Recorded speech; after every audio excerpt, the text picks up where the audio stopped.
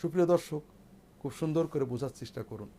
আল্লাহ তাআলা বললেন, আমি নির্দেশ দিয়েছি মানুষকে তার পিতামাতা প্রসঙ্গে। তার মাতা তাকে কষ্টের সাথে, বেদনার সাথে পেটে ধারণ করেছেন, তাকে দুধ খেয়েছেন 2 বছর ধরে। আমি নির্দেশ দিয়েছি কি, আনিশকুরলি ওয়ালে ওয়ালিদাইকা ওয়া ইলাইয়াল মাসির।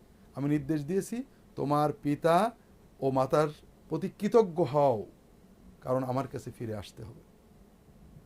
এখানে আল্লাহ তাআলা পিতামাতার প্রতি কৃতজ্ঞতার কথা বলার পাশাপাশি মায়ের বিষয়টা বিশেষ করে উল্লেখ করেন, যে মা সন্তানের জন্য যা করেছেন পিতা তা করেননি। রাসূলুল্লাহ সাল্লাল্লাহু আলাইহি ওয়াসাল্লাম এটা বারবার উল্লেখ করেছেন, মায়ের প্রতি সন্তানের দায়িত্ব, তার প্রতি আদব, তার প্রতি ভক্তি, তার কথা শোনার, যে মায়ের অধিকার পিতার চেয়েও বেশি। আল্লাহ তাআলা এরপরে কি বললেন, তোমার পিতামাতা যদি তোমার উপর অত্যাচার করে, তোমাকে বাধ্য করতে চায়, তোমাকে কষ্ট দেয়, জুলুম করে, যে তুমি শিরিক করো, তাহলে তুমি তাদের আনুগত্য করো না। ওয়াসাহিবহুমা ফিদ দুনিয়া মারুফা, কিন্তু দুনিয়াতে তাদের সাথে ভালো আচরণ করো।